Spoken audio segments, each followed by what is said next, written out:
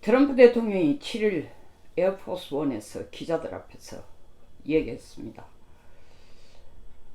오바마 대통령 일본하고 딜을 하려고 하지 않았지만 나는 무역 문제에 있어서는 일본과 딜을 제대로 하겠다.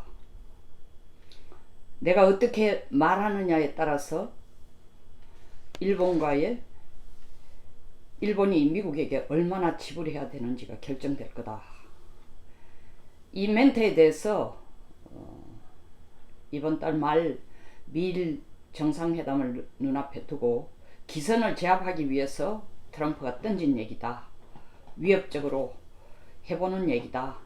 혹은 11월 중간선거를 염두에 두고 트럼프가 던져보는 말이다 라고 얘기를 하는 평가들이 많습니다.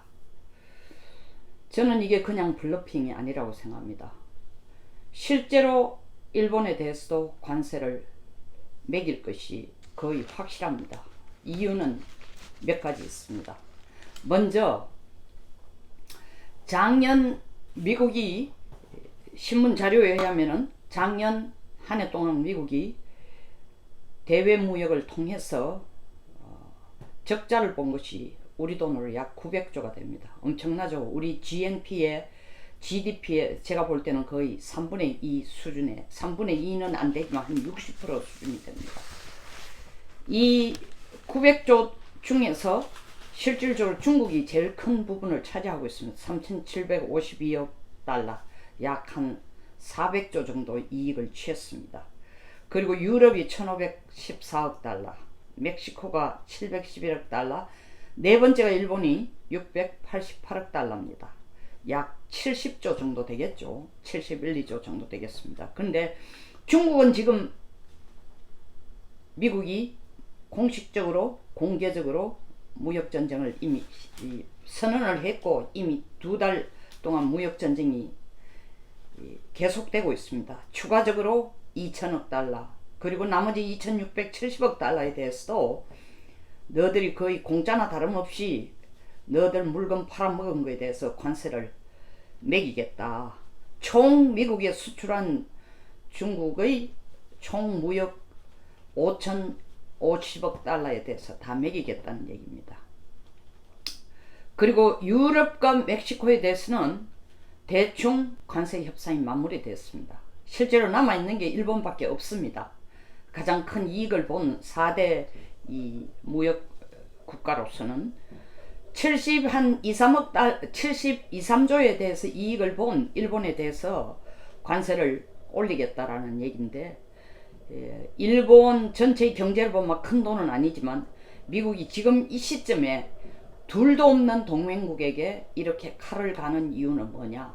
단순하게 형평성 때문인가? 미국의 보호무역주의에 따른 형평성, 다른 나라에 대해서도 취한 그 형평성을 일본에도 적용하기 위해서인가? 아니면은 이렇게 가까운 동맹국에게 뭔가 메시지를 전하기 위해서 이런 얘기를 하는 건가? 아니면 일본 좀 더 지금도 잘하고 있지만 미국 말 들으라고, 잘 들으라고, 딸랑딸랑 나는 영원한 당신의 딸랑딸랑이요 하는 걸 보여주도록 충성맹세를 다시 확인하기 위해서 이러는 건가? 그것보다는 좀 다른 차원이라고 생각합니다. 이건 단순한 블러핑이 아니고 어쨌든 돈 좋아하는 트럼프니까 국가 미국 최고라고, 미국 최우선이라는 정책을 펴는 트럼프로서는 일본에게도 관세를 매길 게 거의 확실합니다. 그러나 제일 큰 이유는 최근 이게 단순한 블러핑이 아니고 정말 관세를 매길 거라고, 관세를 부과시킬 거라고, 25%의 관세를 추가 부과시킬 거라고 생각하는 이유는 최근 중국과 일본 사이가 꽤 가까워지고 있습니다. 사실 중국과 일본은 1972년에 중일 양국 정상 관계를 국교 수교를 했습니다. 중국과 일본이 국교 수교하기 불과 2달 전에 72년 닉슨 대통령이 키신저를 중국에 보내서 정말 극비리의 미중 대탕을 합의를 하고 발표를 합니다. 이때 일본이 혼자 벙쪄서 남아있고 싶지 않았습니다. 아니 미국이 자기의 적국으로 생각하던 중국과 국교 정상화를 하는데 우리하고 중국과의 관계는 어쨌든 경제적인 끈은 그대로 유지해 오는데 이 틈에 우리도 경제적인 관계를 강화시킬 필요가 있다 생각해서 밀리지 않기 위해서 그리고 일본의 시장을 미국에게 일방적으로 뺏기지 않겠다라는 그런 계산도 함께 들어가서 중국과 국교 정상화를 합니다. 그래서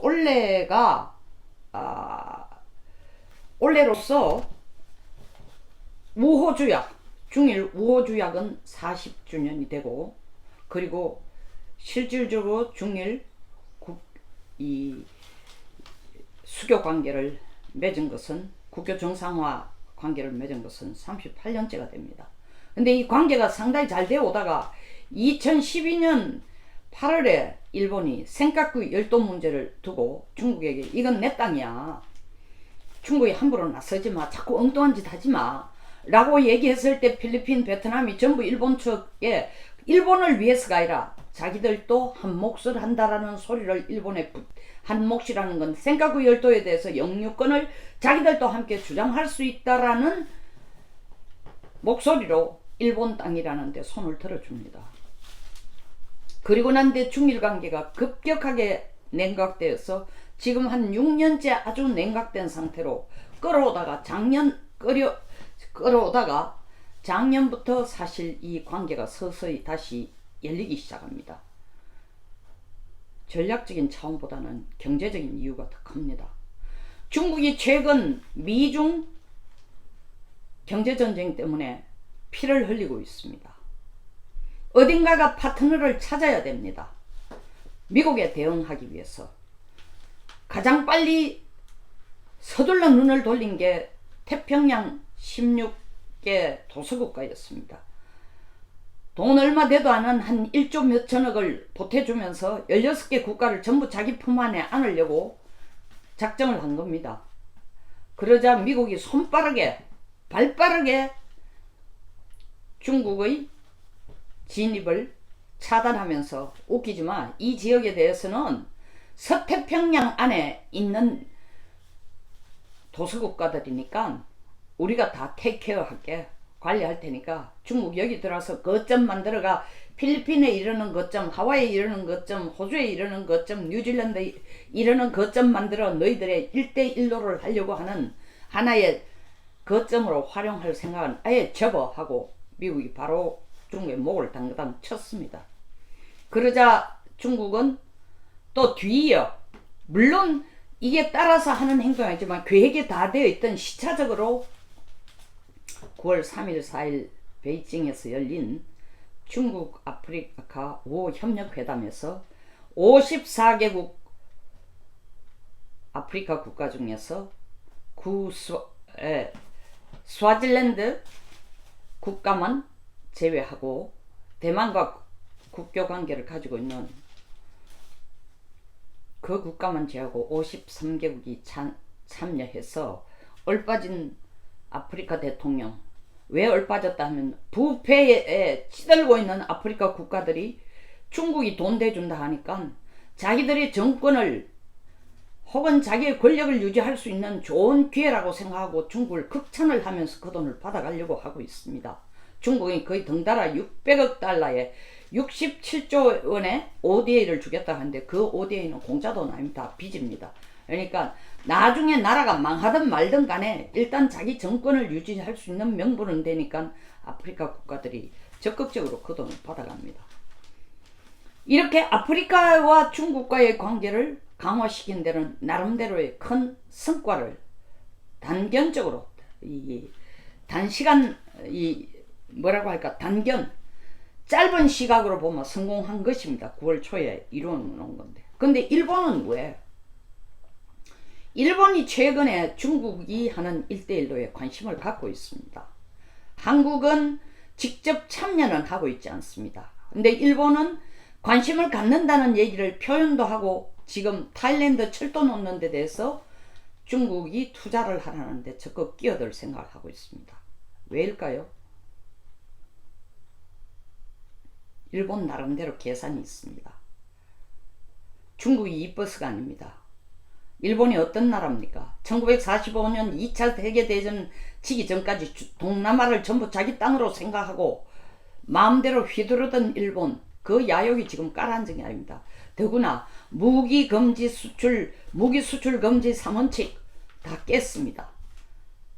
헌법은 개정하지 않았지만 헌법 구조에 집단 자위권을 행사할 수 있는 군사력을 가질 수 없다라는 것도 사실은 자위대법을 고쳐서 거의 군사력을 갖도록 만들어 놓고 있습니다. 거기에 덩달아 미국이 그것을 여러 측면에서 지원해주고 있습니다.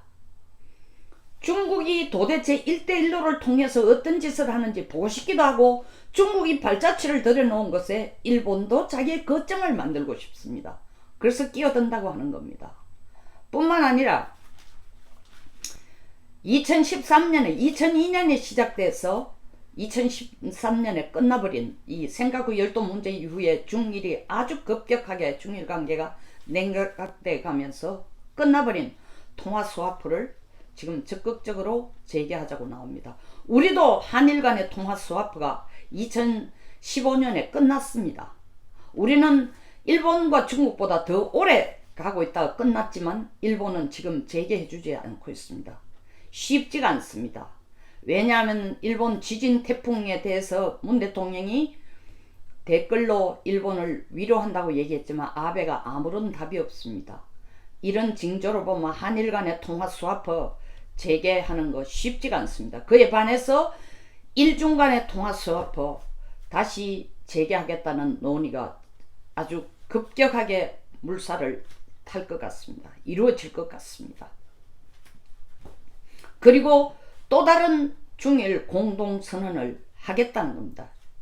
뭐 새로운 공동선언이 필요도 없는데 이렇게 공동선언을 하겠다는 건 양국이 경제협력을 하자는 겁니다. 그리고 일본이 주도하고 일본과 미국이 주도하던 TPP, 트랜스퍼시픽 이 프로그램이라는 거로 이 아시아 환태평양 경제협력 체제는 트럼프가 노해서 깨졌습니다. 사실 일본이 주도한 거랑 다름없습니다. 그런데 RCEP 해서 이 소위 말하는 영내 Regional C Comprehensive E Economic 프로젝트 프로그램은 RCEP는 중국이 주도하는 프로젝트로서 실질적으로 잘 돼 가다가 이 센카쿠 열도 문제 이후에 일본의 적극적인 참여 없이 일본이 돌아서고 일본과의 갈등이 생기면서 이것이 상당히 오랫동안 시간을 끌어왔지만 주춤했습니다. RCEP는 실질적으로 전 세계 국내 총생산의 30%를 커버하고 전 세계 무역의 30%를 차지하는 경제권이 탄생되는 하나의 거대한 프로젝트인데 중국이 주도합니다. 일본과 미국이 주도하는 경제 프로젝트, 경제권 탄생을 거기에 맞서기 위해서 혹은 대응하기 위해서 중국이 주도한 것인데 이것에 일본이 적극적으로 참여할 의도를 보이고 있습니다. 아시아에서는 16개국이 참여하겠다라는 뜻을 지금 표명해 놓은 상태입니다. 물론 과거사와 영토 문제, 영토 분쟁, 이런 뿌리 깊은 그리고 하루아침에 해결될 돈으로도 국력으로도 쉽게 해결될 수 없는 감정적이고 역사적이고 그리고 가장 예민한 국가 자존심이 관련된 과거사와 영토 분쟁이 두 나라 사이에 뿌리 깊게 중국과 일본 두 나라 사이에 뿌리 깊게 남아있기 때문에 중국과 일본이 하루아침에 경제적인 협력이라는 이유로 동맹국이 될 가능성은 거의 없습니다. 그럼에도 불구하고 중국과 일본이 이렇게 갑자기 가까워지는 형태를 취하면서 미국의 눈으로 볼 때는 일본이 자칫 경제 따로 안보 따로라는 양다리 작전을 하는 한국 형태로 보여질 수도 있습니다. 트럼프 눈에는. 그것 때문에 일본에 대한 무역 보복을 하는 것은 아니지만 일단 미국의 정책, 미국의 트럼프 정권의 가이드라인으로 보면은 미국의 손해 보이는 나라는 다 가만두지 않겠다는 거니까 일본에 대해서 무역에 대한 관세를 부과할 것은 틀림이 없습니다. 그러나 단순한 돈 벌어간 72, 3조의 돈을 벌어간 무역을 통해서 벌어간 일본에게 돈 내놔라는 소리뿐만 아니라 무역에 대한 미일 무역에 대해서 관세를 붙이는 것은 일본에 대한 하나의 경계이기도 합니다. 경고를 주는 거죠.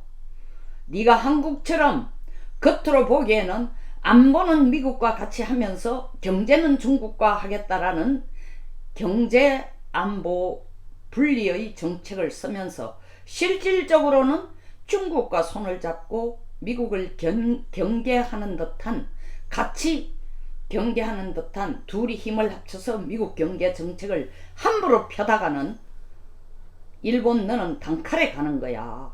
이 경고 메시지도 들었다는 겁니다. 일본은 우리보다도 더 해상교통로에 susceptible, 취약합니다. 일본이란 국가가 해상교통로가 없으면 천연자원 하나 없는 국가로서 바로 거지가 될 수 있는 나라입니다. 자급자족이 안 돼요. 물건을 팔아야 삽니다. 미국이 일본을 돕는 것을 보면, 동맹국으로서 제대로 돕는 걸 보면 미국이 그렇게 많은 중동과의 전쟁을 거치면서도 일본의 해상교통로에 중동에 이르는 원유를 갖다 나르고 무역을 할 수 있는 초크포인트, 병목, 라인과 같은 호르무즈 해협에 대해서는 절대로 봉쇄를 하거나 어렵게 하지 않습니다. 봉쇄하거나 어렵게 하면 일본이 무역을 할 수 없습니다. 그 해상교통로를 미국이 만약에 일본이 중국과 더 가까운 미국보다 가까워져서 남중국해 해협이 아니고 문제가 생겼을 때 일본이 양다리 작전을 칠 수 있을 정도로, 양다리라는 건 중국 편도 미국 편도 들지 않으면서 실제로 어정쩡한 태도를 취하면서 이익을 취한다는 어설픈 태도를 취할 때는 미국은 바로 호르무즈 해협을 닫아버릴 겁니다. 그러면 일본 경제는 끝나는 겁니다.